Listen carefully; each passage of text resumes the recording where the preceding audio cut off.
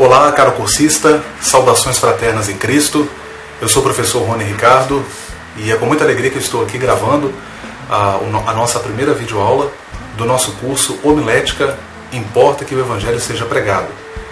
É uma alegria poder estar aqui compartilhando com você conhecimento nessa disciplina específica da teologia, mais especificamente do campo da teologia prática, e hoje estaremos aí abordando a conceituação, o que é de fato a homilética e a sua área de atuação.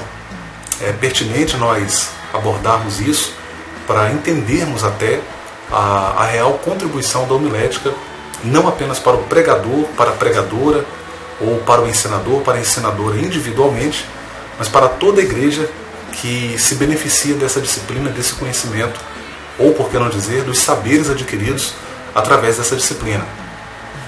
Eu quero aqui já de partida agradecer a todos vocês que estão participando do curso. Eu estou com muita alegria, muito empolgado em compartilhar com vocês esse curso. Quero aqui mandar um abraço para os colegas de curso que estudam também no curso à distância da Pontifícia Universidade Católica do Rio de Janeiro. Meu abraço aí aos colegas que se inscreveram e se matricularam no curso. Sejam muito bem-vindos. E, aliás, esse bem-vindo aqui é para todos vocês que estão fazendo. Havendo dúvidas, vocês têm o nosso e-mail, está na descrição do vídeo também. Vocês podem entrar em contato comigo através do e-mail e eu estarei à disposição para poder auxiliá-los e ajudá-los durante o percurso, durante essa jornada teológica, ou por que não dizer essa jornada homilética que faremos aqui. Deixo aberto a vocês a possibilidade de concordar, de discordar, de questionar o que eu estarei aqui ensinando. Isso faz parte do processo de aprendizagem. Elogios, sugestões, isso tudo sem dúvida alguma será decisivo e contribuirá para o aprimoramento do nosso trabalho. Ok? Muito bem, vamos lá. Eu não posso começar aqui o nosso curso, nós estamos no primeiro módulo, sem indicar para vocês bibliografia. Perdoem-me aí pela minha tendência. Eu coloquei em primeiro lugar o meu livro sobre o assunto. Na verdade vocês vão recebê-lo, porém fatiado. Os conteúdos vão aí para o seu e-mail, você recebe os textos aos poucos, mas caso você queira adquirir o livro completo e no formato impresso, é só entrar em contato conosco e eu encaminho para você também via correios. Um livro que eu vou usar muito durante esse curso, é um material que eu bebi bastante dele, é o livro A Arte de Pregar, de Robson Moura Marinho. Lembrando que eu estou usando a edição revisada e ampliada. Ele publicou o primeiro, uma capa diferente inclusive, e depois veio essa publicação, um livro inclusive maravilhoso, que aborda questões muito pertinentes, algumas coisas inclusive que nós vamos aqui utilizar também durante o nosso curso. Trago também como recomendação para vocês o livro do conhecido escritor e teólogo John Stott, O Perfil do Pregador. Existem inclusive algumas coisas que ele aborda nesse livro sobre o papel do pregador, que são até revolucionárias, eu diria. Ele chega a dizer, por exemplo, no livro, que o pregador ele não é um profeta. O pregador contemporâneo ele não tem o papel de um profeta. E ele vai durante o livro, durante o texto, ele vai delinear o real papel do pregador cristão. Então eu recomendo para vocês, para início, para nós começarmos, esses dois livros. Voltem novamente, A Arte de Pregar, de Robson Moura Marinho, e O Perfil do Pregador, de John Stott. Esse segundo livro, aliás, é um livro menor, é um livro bem pequeno, mas de um conteúdo extraordinário, de uma riqueza fantástica. Muito bem, afinal de contas, o que é a homilética? E vocês estão vendo aí no slide que é reconhecido por estudiosos da homilética que o púlpito cristão, essa palavra ou essa expressão, púlpito cristão, será sem dúvida muito recorrente aqui durante o nosso curso, durante as nossas videoaulas. O púlpito cristão, como você acompanha aí no slide, é reconhecido por muitos estudiosos da área da homilética que ele é um ponto de partida e de contato com a congregação para a exposição da palavra e desenvolvimento do ministério da pregação bíblica. Uma coisa muito importante, e isso precisa ficar claro para você que é pregador, que é pregadora ou que aspira ao ministério da pregação. Repare que eu uso a palavra desenvolvimento, e um desenvolvimento que se dá numa relação direta com o púlpito cristão. Muitas vezes nós somos até implacáveis quando notamos numa homilia, numa pregação, que o pregador, a pregadora, ou o ensinador, a ensinadora, cometeu algum erro. Mas os erros são para nós inevitáveis. Eu até diria aqui que os erros no ministério da pregação, da exposição bíblica, enfim, são para nós uma oportunidade de aprendizado. Então você certamente já errou e você vai errar nesse ministério. Mas nós louvamos a Deus porque nós podemos aprender com os nossos erros e nós podemos crescer e avançar. Nós vamos inclusive abordar isso também durante o curso, sobre como avançar, como desenvolver. Aliás, é a proposta desse curso que você aprimore o seu conhecimento e o seu ministério. O pastor Ernsten Maia Costa, ele comenta que, em termos de aprendizado, o púlpito é o ponto principal de contato entre a instituição de ensino e a igreja. No entanto, precisamos estar atentos para não confundir a sala de aula com o púlpito. Estou usando aqui no final dos slides, vocês têm as referências bibliográficas, inclusive como você encontrar esse texto que está disponível na internet. Nos slides que vocês recebem também no e-mail, você vai encontrar a descrição ali. Uma coisa muito importante, gente, que nós precisamos pontuar aqui, é que a pregação, é claro que a homilética, enquanto uma disciplina teológica, ela lida diretamente com a comunicação da palavra de Deus, e essa comunicação ela pode se dar, inclusive, pelo ensino, não apenas pela pregação. Mas é preciso que se pontue que a pregação e o ensino bíblico são duas instâncias dessa divulgação da palavra de Deus. É importante pontuar que a pregação não deve ser confundida com o ensino. Alguém já disse que pregar ensinando é algo belíssimo, mas ensinar pregando é uma lástima, é algo pavoroso. Então você não pode fazer essa confusão. Você precisa ter muito claro que pregação é pregação, ensino é ensino. Eu me lembro de há vários anos atrás ter ouvido um estudo bíblico em áudio do pastor Terry Johnson, da EETAD, uma escola tradicional teológica das Assembleias de Deus, e ele fez ali no seu estudo em áudio, naquela gravação em áudio, ele fez ali algumas ponderações em torno das distinções entre a pregação e o ensino. Uma coisa muito interessante que ele pontuou é que a pregação é mais dinâmica, ao passo que o ensino ele é mais compassado, ele é metódico, ele é sistemático, ele é continuado. Nas minhas palestras de educação cristã, eu gosto sempre de me reportar à ideia de uma parede em construção. Às vezes eu sempre lanço isso para os meus ouvintes. Você não precisa ser um pedreiro para saber que as paredes você vai levantando elas tijolo a tijolo. Eles vão sendo colocados, eles vão sendo amarrados, e isso não é algo que acontece de uma vez, é paulatino. Assim também se dá com o ensino. O ensino ele é sistemático, ele é continuado. A pregação não. Um pregador pode vir na minha igreja, na minha congregação, pregar um sermão sobre um determinado assunto, e no domingo seguinte, ou talvez até no dia seguinte, outro pregador vem e aborda outro assunto que não tem nada que ver com o que foi falado na pregação anterior. Ao passo que no ensino isso não acontece, ou melhor, não deve acontecer. Existe uma conexão. A aula seguinte precisa se reportar, precisa fazer um link com a aula anterior. Na pregação não, a pregação é dinâmica, ela é mais momentânea e ela apela mais às emoções, ao passo que o ensino apela mais à razão. Isso aqui não é um juízo de valor, tá, gente? É importante dizer isso aqui não é um juízo de valor, porque, como citando aqui o John Stott, crer é também pensar. Então, tanto as emoções quanto a razão são importantes no servir a Deus. Mas é fato que a pregação apela mais às emoções, ao passo que o ensino apela mais à razão. Esse é o desafio do pregador, esse é o desafio do ensinador. Falar não apenas ao coração, ou falar não apenas à razão. Ele precisa tocar o coração e a mente. Esse é um desafio que nós temos diante de nós hoje. Eu acredito que eu tenho percebido hoje na igreja brasileira que um dos maiores problemas que nós enfrentamos é justamente a falta desse equilíbrio. Você percebe muitos abusos, muitos excessos, muitos exageros. Você percebe muitas vezes pregadores confundindo unção de Deus com emocionalismo. Às vezes existe um apelo exagerado ao emocional das pessoas. E fato é que isso não traz edificação. Fato é que isso não produz crentes sadios, cristãos sadios. porque a mensagem do Evangelho precisa sim ser sentida, mas ela precisa mais ainda ser entendida.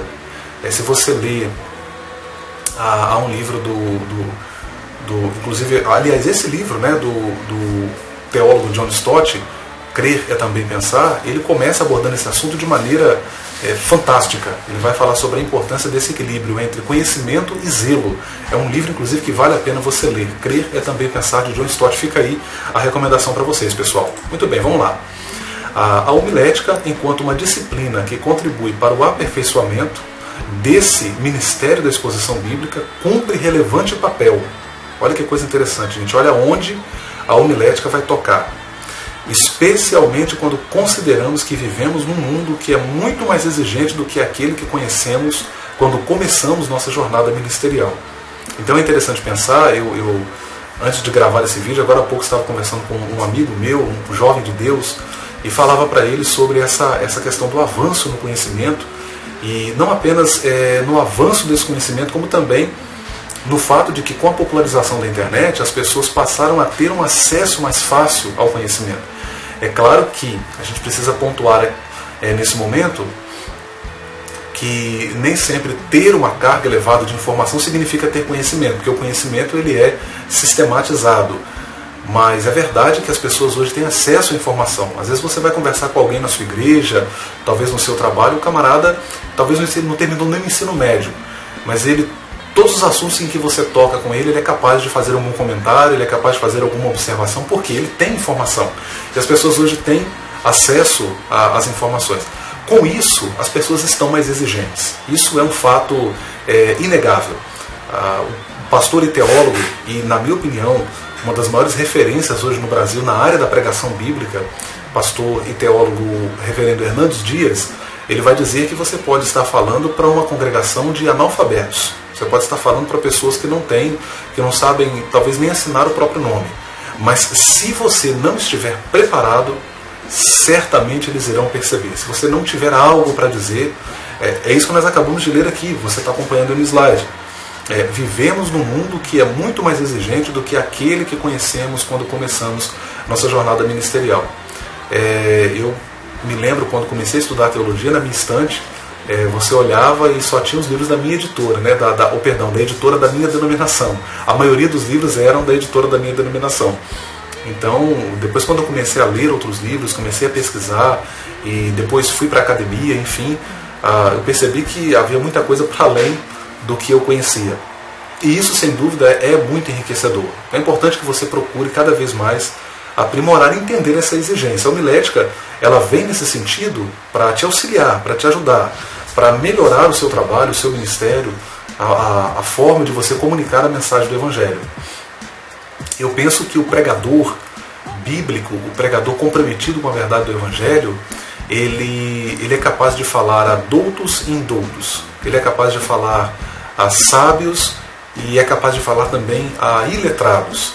Vivemos um momento em que o grande desafio da igreja é ter pregadores que preguem com simplicidade e profundidade. É possível um pregador, uma pregadora, um ensinador ser profundo e simples ao mesmo tempo. Eu quero aqui já de partida, e durante os nossos vídeos eu vou fazer isso, de vez em quando, que é uma conversa bem franca, bem aberta com você que me assiste. Eu quero aqui, inclusive, abrir o coração para você em muitos momentos, no sentido de que há uma carência muito grande de pregadores que abram a Bíblia e ministrem a palavra de Deus, e apenas isso.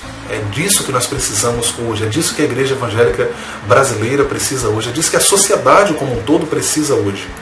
Eu tenho visto pregadores que gastam minutos a fio durante a sua pregação para falar do seu currículo, para falar com quem estudou, para falar por onde passou, e isso não interessa na pregação bíblica. O meu currículo não interessa na pregação bíblica, interessa para mim, para minha formação e aprimoramento, mas não interessa para a congregação que me ouve.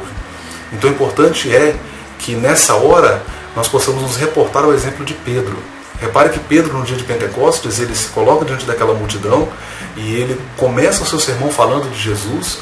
Ele discorre a mensagem falando de Jesus, e ele conclui a mensagem falando de Jesus.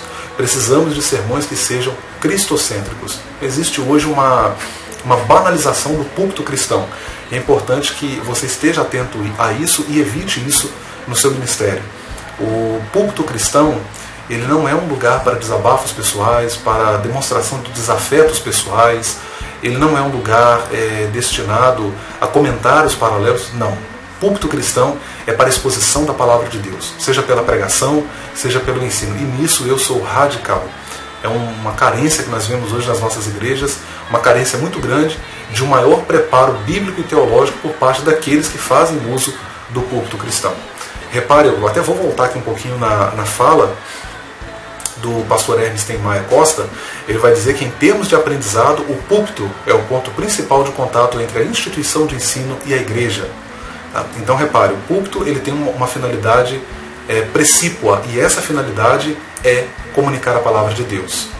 O termo homilética, afinal de contas, o que significa? Como vocês já devem ter notado, alguns de vocês já conhecem, já fizeram algum curso de teologia, vocês sabem que a teologia ela pega muitas palavras do grego para dar nome aos seus termos, e a homilética é um exemplo.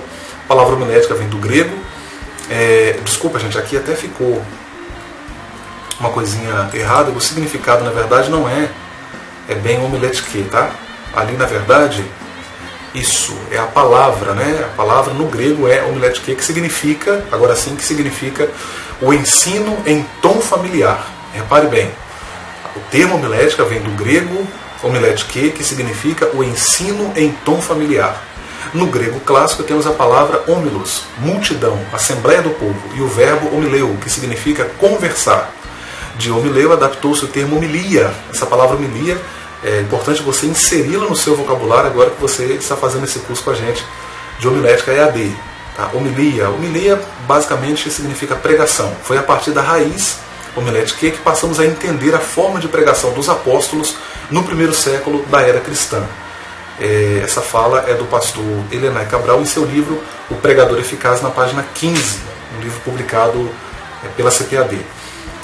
Uma coisa interessante para nós observarmos aqui, gente, eu vou tocar numa questão agora muito sensível e estou apenas fazendo a observação. Aqui eu não estou fazendo uma apologética a nenhum dos estilos de pregação. Se você ouve um pregador pentecostal, e quando eu ouço um pregador pentecostal, muitas vezes eu me lembro, eu tenho amigos, são grandes pregadores e que Deus tem usado para uma grande obra, e às vezes quando eu os ouço, eu me lembro de um trecho muito interessante de um livro sobre sermão, que eu pude ler certa vez, e o autor conta que um grande pregador havia terminado o seu sermão, e quando ele terminou de pregar, alguém chegou para ele e falou bem assim: olha, eu ouvi a sua mensagem, gostaria de escrever o seu sermão e publicá-lo, você me permite? Ao que o pregador disse: sim, eu permito, mas imprima também o trovão. E aí a pessoa que o havia interpelado diz: mas isso é impossível. Então quando você ouve os pregadores pentecostais, essa característica é sempre muito marcante, é algo que eu não tenho, né? O meu estilo é um estilo mais, embora seja pentecostal, mas o meu estilo é um estilo mais professoral, né? Mas é interessante que eu vejo amigos meus que são pregadores e a gente percebe aquele ímpeto na pregação, na exposição. E quando você vai para as igrejas históricas, para as igrejas de cunho reformado, você já percebe uma outra maneira de comunicar. Você até tem lá pregadores que são um pouco mais explosivos na sua pregação, mas em geral você percebe que o perfil das igrejas históricas, reformadas, de pregar de maneira mais compassada, mais reflexiva, mais calma, vamos dizer assim. Por que eu estou falando tudo isso? Eu quero aqui tentar quebrar um estigma que existe, um estigma muito grande. Eu percebo hoje que muitos crentes eles avaliam a qualidade de uma pregação por essas questões. Se o pregador, isso acontece especialmente no ambiente pentecostal, se o pregador é um pregador explosivo, que tem aquela voz de trovão, que pula, que é aquela coisa toda, então, nossa, esse camarada pregou muito, né? E o pessoal até brinca, né? E fala assim: mas se você chegar e perguntar qual foi o texto que ele leu, a pessoa não sabe nem qual texto leu, né? Ele olha mais para a voz, olha mais para o tom de voz, olha mais para a postura corporal dele. Mas repare que, originalmente, a pregação era em tom familiar. Repare que o pastor Elenay Cabral ele vai pontuar isso, né? Essa palavra homilia, o ensino em tom familiar, nos permite conhecer, tá, o estilo de pregação dos apóstolos no primeiro século da era cristã. De fato, esse estilo ele é recente, né? Você não tem... isso não é... Quando você olha para a história da igreja, você percebe que... É claro que a eloquência, sim, a característica de pregadores do passado, Charles Spurgeon, George Whitefield, ficou conhecido como o príncipe dos pregadores ao ar livre, enfim. Mas esse estilo pentecostal ele é mais recente, realmente. Então, não é correto nós fazermos um juízo de valor da pregação porque a pessoa talvez não tem... Ou o contrário, né? Você percebe, por exemplo, nas igrejas reformadas e de linha histórica, que muitas vezes eles tendem a avaliar mais pela postura professoral da pessoa, e não necessariamente. Um pregador pode sim ser um pouco mais explosivo, ter um ímpeto maior e comunicar a mensagem com eficiência, com eficácia, até porque nós temos estilos diferentes de pregadores, estilos diferentes de pregação, porque temos também estilos diferentes de ouvintes. Então eu fico muito triste quando eu vejo uma valorização excessiva de um dos lados, né? Existe muitas vezes uma valorização maior de um perfil, né? É claro que excessos existem de ambos os lados. A homilética existe para isso, para corrigir esses excessos. Então repare, a pregação em tom familiar. Então não é correto você dizer que o pregador pregou muito bem, que ele se saiu muito bem na mensagem, que ele obteve êxito na sua pregação, porque ele pregou num tom professoral ou porque ele tem uma voz muito possante. Não, isso são equívocos, né? É importante dizer que os estilos são importantes, devem ser respeitados, mas é preciso também alguns cuidados, alguns critérios, porque precisam ser observados de ambos os lados, e a gente vai tentar contemplar aqui os dois lados, né? Se a gente fala, por exemplo, do lado que é mais impetuoso, você percebe muitas vezes pessoas que gritam excessivamente, que fazem gestos que são exagerados, que são indevidos. Às vezes a pessoa está fazendo até um gesto obsceno, não se dá conta. Do outro lado, se você vai para aquele lado que é mais, como nós falamos, né, que as igrejas históricas, tradicionais, tendem a ter esse estilo, você percebe muitas vezes também aquele pregador que te causa sono durante a mensagem. Isso também não é bom. É uma forma também de excesso, vamos dizer assim. Então a gente precisa buscar um ponto de equilíbrio, respeitando os estilos, é claro, mas buscando um ponto de equilíbrio de ambos os lados. E a homilética ela vem para isso, para nos ajudar, ok? A homilética e sua área de atuação. A homilética atua no campo da reflexão humana. Isso aqui é uma coisa muito interessante que eu coloquei para vocês, porque a pregação, por si só, ela já é um processo reflexivo e que gera reflexão nas pessoas. Chega a ser um contrassenso, acompanhe comigo aí, chega a ser um contrassenso pensar na pregação e no ensino, ou mesmo em qualquer outra forma de comunicação humana, que não passe pela via da reflexão. Refletimos não apenas enquanto falamos, mas também quando ouvimos. A comunicação é por si um processo de reflexão.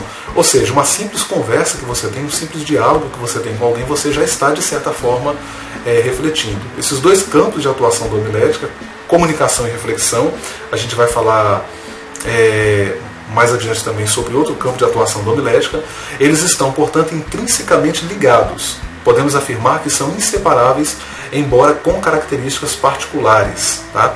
Ou seja, o campo da reflexão e o campo da comunicação.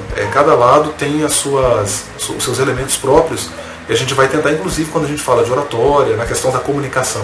Quando a gente fala de oratória, é uma coisa mais relacionada à comunicação humana. Então, começando aqui, o primeiro ponto que eu estou citando é que a homilética ela atua no campo da reflexão humana. Ou seja, a pregação leva a pessoa a pensar, a refletir. Isso, gente, é uma coisa muito importante. Eu até coloquei uma nota embaixo aí. Esse campo de atuação da homilética ele é mais conceitual, porque está no campo das ideias, ou seja, as pessoas vão pensar no que você está falando durante a pregação. Mas não é de só menos importância. Tá? Por que eu estou dizendo isso? Porque a pregação cristã, a pregação bíblica, ela procura levar as pessoas a uma postura prática diante de Deus, diante da igreja, diante da sociedade. E não apenas a pregação, como o ensino também. E a gente tende a valorizar mais o aspecto prático, né? Como é que a gente está falando de algo que está no campo das ideias, a gente às vezes tende a não dar a devida importância a isso. Mas veja bem que coisa interessante. São os pensamentos que conduzem à ação. Aí você vê a relevância desse assunto, a importância desse assunto. Porque você está trabalhando na reflexão, e é essa reflexão que vai gerar uma ação concreta no mundo. Tá? Observe que o apóstolo Paulo, vamos citar aqui o exemplo de Romanos capítulo 10, ele vai dizer que as pessoas não podem crer se não houver uma pregação, se não houver uma exposição da palavra de Deus. Como ouvirão se não há quem pregue? Ele pergunta, né? E é interessante que ali ele faz ele mostra, se nós lermos com atenção esse texto de Romanos 10, você percebe que Paulo está trabalhando justamente essa questão, tá? Do crer que vem como resultado de uma reflexão. Então olha que coisa interessante. A pessoa ouve a exposição da palavra de Deus. Vale a pena a gente até abrir esse texto aqui para nós lermos juntos aí, ó. Vamos achar aqui Romanos capítulo 10. Vamos ler a partir do versículo 15. Deixa eu aumentar um pouquinho para vocês aí. Eu acho que não tá, o texto não está uma fonte muito grande, né? Estou usando aqui a Nova Versão Internacional. E como pregarão se não forem enviados? Como está escrito, como são belos os pés dos que anunciam boas novas. Ele vai dizer no versículo 16, no entanto, nem todos os israelitas aceitaram as boas novas. Pois Isaías diz, Senhor, quem creu em nossa mensagem? Consequentemente, olha só o que ele está dizendo, a fé vem por ouvir a mensagem, e a mensagem é ouvida mediante a palavra de Cristo. Então repare, você crê após um processo reflexivo. Outro texto muito interessante que fala sobre a questão da reflexão é um texto que está em Isaías capítulo 1, versículo 18, e aqui na Nova Versão Internacional ficou assim um português bem fluente. Venham, vamos refletir juntos, diz o Senhor. Se você vai para Almeida Revista e Corrigida, já emprega uma linguagem mais arcaica. Vinde então e argue-me, diz o Senhor. Ou seja, esse arguir aí está fazendo referência mesmo a pensar, a refletir. Tá? Então repare, a homilética ela atua no campo da reflexão humana. Por quê? Porque é pela exposição da palavra de Deus a pessoa ouve, reflete e vem a Cristo por meio da fé. A homilética atua no campo da comunicação, e isso é inegável. É um ponto que é consenso entre os pesquisadores da área de homilética. Como vimos nos slides anteriores, a própria conceituação da palavra já aponta para o comunicar uma mensagem. A pregação bíblica e o ensino das Escrituras são formas concretas de comunicar uma mensagem que traz em seu bojo reflexão, sentido, orientação. Eu estou aqui usando também uma obra onde o autor ele pontua que alguns princípios homiléticos que são ensinados, e ele cita alguns desses princípios. Porque eu estou falando, além desses dois campos de atuação que eu mencionei, a reflexão e a comunicação, estou trazendo outros também que são citados. No caso, por esse autor que eu estou usando aqui nesse momento, eu vou disponibilizar para vocês também a referência bibliográfica da obra. Ele cita conhecimento como um dos princípios homiléticos, ou seja, o pregador deve ter algo a dizer. Isso aqui é fantástico. Eu não sei se você já teve a oportunidade de ouvir um relato que conta a respeito de Benjamin Franklin, que era contemporâneo de Jonathan Edwards, conhecido pregador da história da igreja. E a história conta que certa vez o Benjamin ia passando, alguém o viu, o cumprimentou e o interpelou sobre onde ele estava indo. E eu não sei se é fato, se é um fato concreto, se ocorreu realmente, ou se é apenas uma história ilustrativa, enfim.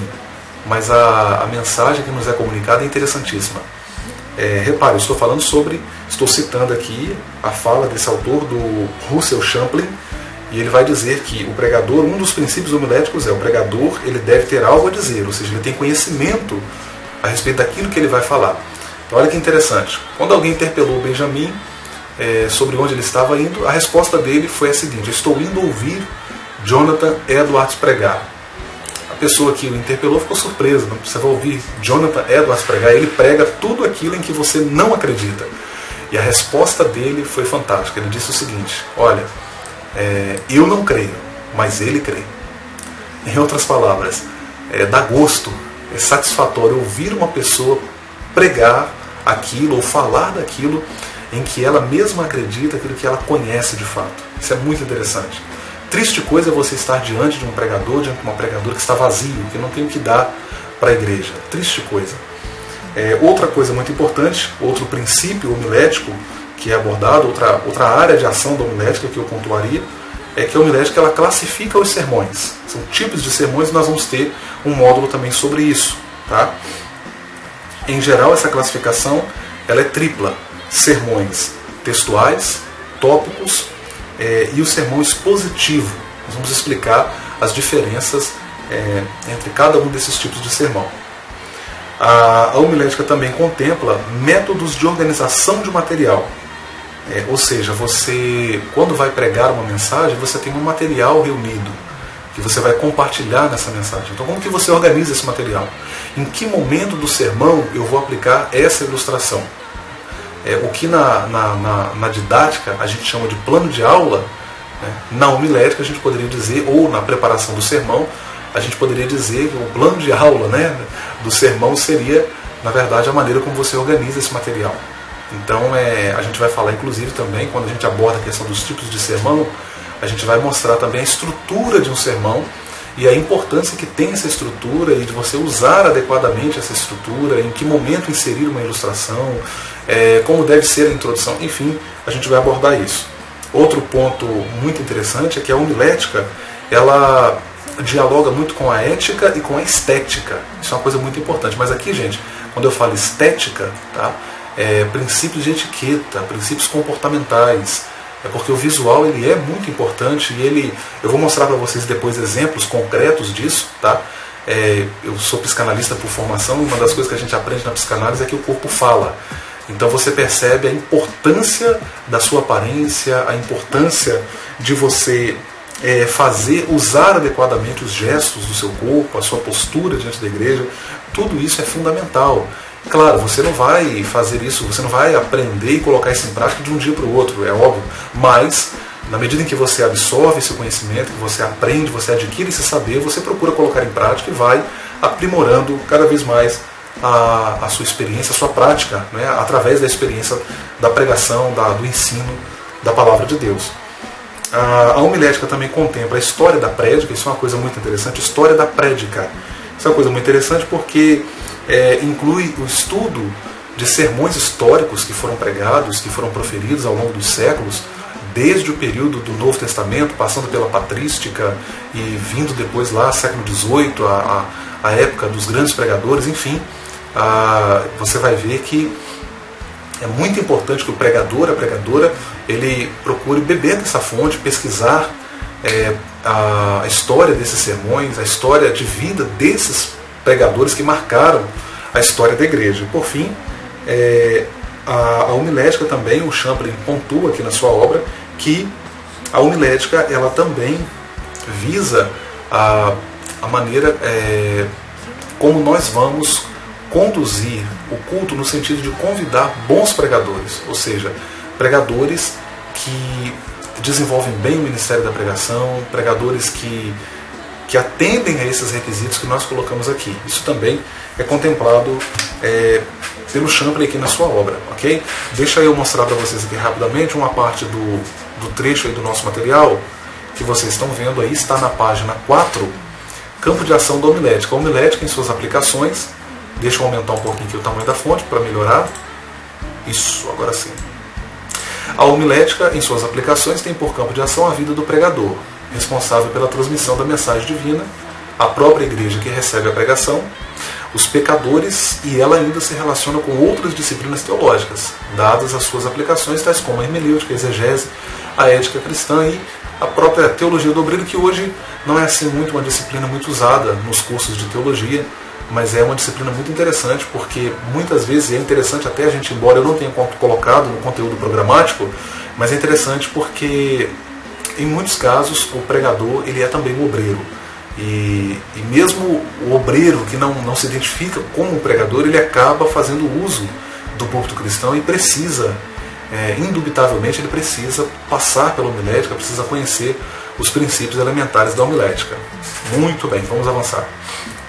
Então, gente, eu estou deixando aí as referências, tá, para vocês consultarem aí. É claro que isso aqui vocês já têm, muito bem. E é claro que os livros, fica aí para vocês também, será muito interessante que vocês adquiram esses livros agora no começo do curso, até porque eu vou estar usando também esse material durante o nosso curso. Robson Moura Marinho, A Arte de Pregar. Esse material, esse livro é publicado pela Vida Nova e também pela Vida Nova, o Perfil do Pregador, de John Stott. Muito bem, gente, esse foi o nosso primeiro módulo. Importante que vocês leiam o texto que foi enviado para vocês, assista atentamente a videoaula, tome notas, procure ter o seu caderno de apontamentos individuais, nada de papeizinhos, evite papeizinhos, procure banir os papeizinhos da sua vida de estudante de teologia, e caso você não faça uso de um caderno, seja organizado nos seus arquivos digitais. A organização é fundamental para uma pessoa que se dedica ao ministério da palavra. Deus abençoe sua vida e em breve teremos aí o nosso segundo vídeo.